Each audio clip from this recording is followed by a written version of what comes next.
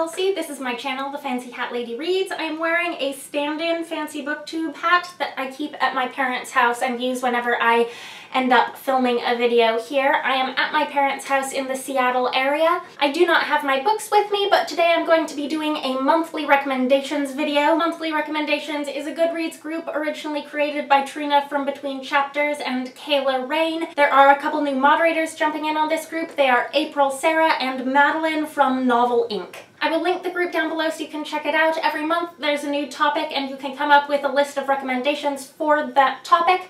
And this month's is a topic that I've done before but I like to revisit occasionally, and that is underrated books. Now, I've done underrated book videos twice on this channel before.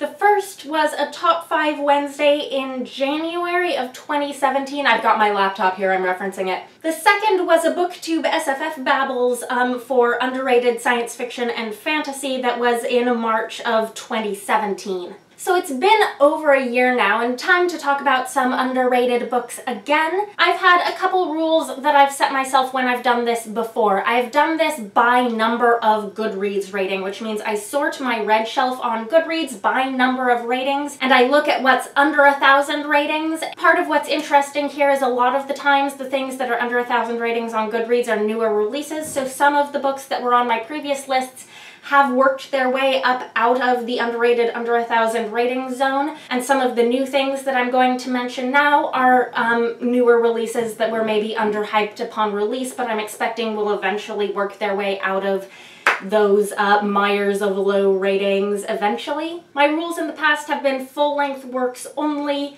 no sequels, and no anthologies or short story collections. So this time what I'm going to do is I'm going to mix some of the novels that I've read since I made those two videos in with all of the other things, or at least a handful of the other things that would not have made it onto those previous lists because they didn't meet all of my criteria. Specifically, that's going to be novellas and story collections. I'm still not going to include sequels unless the first book in the series is also under 1,000 ratings. But like those previous videos, I'm only going to include things that I gave 4- and 5-star ratings to, nothing 3 and below. So starting with 954 ratings, a newer release that I have read but still have to review, and that is The Queens of Innis Lear by Tessa Gratton. This is a high fantasy, epic fantasy King Lear retelling that I really enjoyed. It's not quite as bloody and gruesome as the pre-release hype that I'd seen for it led me to fear it might be. My preferences are for more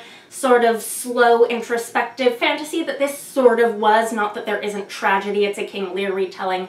People die, but I'm really looking forward to getting a full review of this book up for you guys. At 890 ratings, we've got a novella from the Tor.com line that I read back in December of 2016 that I don't remember as clearly as I might. It is Forest of Memory by Mary Robinette Kowal. And I remember I really liked this, even though it got some mixed reviews at the time. It's a sort of sci-fi story that takes place out in the woods, and there's like advanced tracking technology of deer populations, and sort of the whole point is that this is a world where people's memories and experiences are recorded, and the main character is like off that grid for the entire book. Next, we have yet another book from the Tor.com novella line, but one I've read much more recently and that I did a full review of, so I will link that for you. It is The Only Harmless Great Thing by Brooke Bolander, which is actually a novelette, not a novella. I gave this book 5 stars. I paired it in a double review with Artificial Condition by Martha Wells, so you should go watch that. This weaves together like an alternate history of the Radium Girls and an abused elephant named Topsy from Coney Island. This also has a modern day or near future storyline in this alternate timeline, plus this sort of narrative voice of the collective memory of elephants. It's very dense reading, very interesting, and I loved it. Next, we've got a short story collection that I read a long time ago at 847 ratings. This is The Melancholy of Mechagirl by Catherynne and Valente. This collection includes a bunch of short stories, some of which weren't really my cup of tea, but it also included several poems that I really loved, and the novella Silently and Very Fast, which I thought was fantastic. One of the running themes in this collection is that all of the pieces in it connect somehow to Japan, but that is a pretty loose thread. In some of these, that connection is pretty faint. Next, we have another novelette that I read a long time ago, and that is The Terracotta Bride by Zen Cho, and I gave this 4 stars, but I don't remember a ton about it. I remember that it was set in the Chinese afterlife, and some of the world building involved there was pretty wild, and I think it had a little bit to do with the idea of artificial intelligence. Next, we have Summer in Orcus by T. Kingfisher, which I just wrapped up in my latest wrap-up video I posted, which was my June wrap-up. Oops. But I really did like this, even though I've heard some mixed things. Some people think it isn't the strongest of Ursula Vernon's T. Kingfisher books. It is a sort of book that I am just weak for, which is introspective, modern takes on classic portal fantasy. This is about a girl named Summer who is sent by Baba Yaga on an adventure in a land called Orcus. Next, at 768 ratings, we have The Beautiful Ones by Silvia Moreno-Garcia, which is a fantasy of manners that is a 2017 release that I fully expect will eventually break that 1,000 rating mark. This mostly reads like a historical-ish romance story, except that the world that it's set in is a fictional world with a very light amount of magic in it. A couple of the main characters in this have telekinesis, and that's part of their storyline. And then after that, we have the book that I just finished, which is Witchmark by C.L. Polk.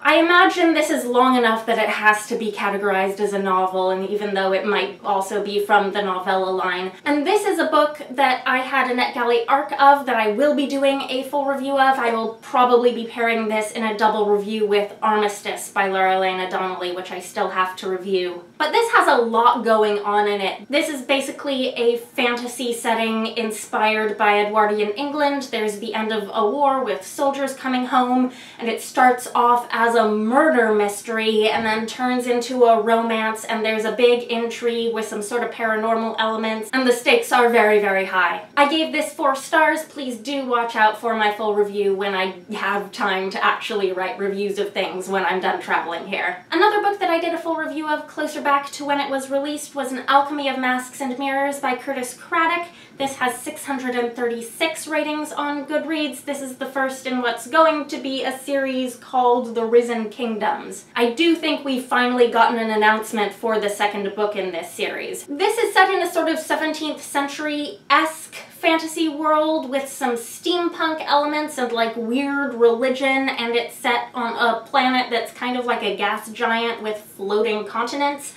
Very interesting. I really liked the characters, and that is a single book review that I did if you want to go watch it. Next, we have Under the Pendulum Sun by Jeannette, who is one of the John W. Campbell Award nominees this year. This is a kind of dark, creepy Bronte-inspired gothic with Victorian missionaries in fairy trying to convert the fae. It takes some wild, kind of dark psychological twists and turns. I did a double review of this one along with The Beautiful Ones. They are in a review together. I will link that for you. You can watch it. Next, we have The Glass Town Game by Catherynne and Valente, which is another fantasy novel inspired by the Brontes. I sort of think of this one and Under the Pendulum Sun as like sister books, except Under the Pendulum Sun is like the grown-up older sister, and this is the middle grade book, so this is the younger sister. I reviewed this in a double review of 2 middle grade books. I will link that for you. It wasn't as good as the Fairyland books for me, which are the better known middle grade books of Valente's, but I still thought there was a lot that was really interesting in it. Next, I've got Of Sorrow and Such by Angela Slater, which is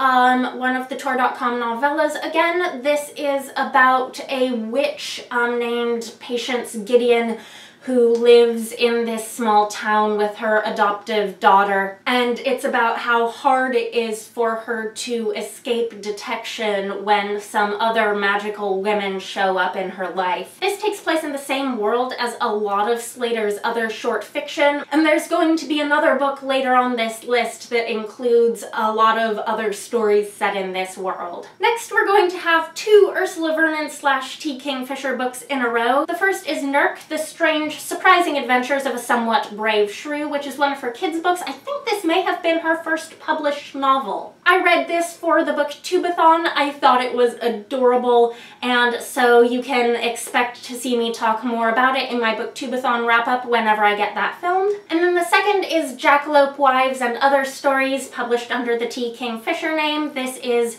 an adult short story collection. Obviously the title story is Jackalope Wives. It also has the sequel to Jackalope Wives, The Tomato Thief, in here, and a bunch of other short stories. These range in tone from rather lighter to rather darker. I really did like this collection. I gave it 4 stars. Next, we've got another short story collection, which is Wicked Wonders by Ellen Klages. I've done a full review of this collection. I will link it for you. It's a double review with something else, and I forget what. But this is a collection of stories, most but not all of which have some sort of speculative element to them. It's a very nostalgic feeling collection, and there is also a focus throughout this collection on characters who are queer women. And this has 219 ratings on Goodreads. Next, we've got a collection of original fairy tales, which is Wonder Tales, 6 French Stories of Enchantment, edited by Marina Warner. These are all translated by different translators, but they work wonderfully as a collection together. This has 147 ratings on Goodreads. If you're interested in getting into reading some original fairy tales that read maybe more on the literary side, these are quite whimsical, quite literary. These are from 17th century France. It was a really interesting literary adult fairy tale movement. It's probably one of my favorite points in fairy tale history. I do think these are sort of the fairy tales that I kind of like the most. Next, we have that other Angela Slater book with a lot of stories that take place in the same world of sorrow and such, and this is A Feast of Sorrows. In fact, one of these stories contains a character who is strongly hinted to be Patience Gideon from that other novella, but later in her life. This is another book that I just talked about extensively in my June wrap-up, but these are mostly fairy tale inspired, mostly very, very dark. And it has 102 ratings on Goodreads. And then the last book on this list only has 59 ratings right now, and that is The Sisters of the Crescent Empress by Leana Likitalo. This one I was wavering on whether to include it or not because the first book in this duology, The Five Daughters of the Moon, while it is under 1,000 ratings, it has, let me check, it has 226 ratings, doesn't make it onto this list because I only gave it 3 stars. But if this duology had been one book, I think it would have been a 4-star book for me overall. This is a very slow, moody, character-driven fantasy story that follows these 5 girls who are this world's sort of equivalent of the Romanov siblings and their fate as a revolution comes and rises in their country. There's a lot of mystery and a lot of melancholy in the telling of this story, and those are things I really like in fantasy. I think that the reason that this book, Sisters of the Crescent Empress, has so few ratings is because the first book, The Five Daughters of the Moon, didn't really work as a full story arc as a book on its own. I would really recommend reading these two together, and I am concerned that a lot of people read that first book, were disappointed in it, and then didn't go on to the second book. But I do think as a whole this duology is very worthwhile. And that is it. That is my underrated books for the month of August. This covers a whole lot of stuff that I've read since my last one of these that are under 1,000 ratings right now, plus a bunch of those things that didn't quite make the cut for previous videos. I think I capped both of those videos at 5 books, one of them because it was a Top 5 Wednesday, and then the second just because. Anyhow, I'm hoping I'll get this edited and uploaded sometime while I'm still traveling so there won't be a total break in my video uploads here. Let me know if you've read any of these books, or if you're planning to. Let me know if you have any underhyped or underrated reads you'd like to recommend. Anyhow, I hope you're having a nice day. That is all. Bye for now. Bye!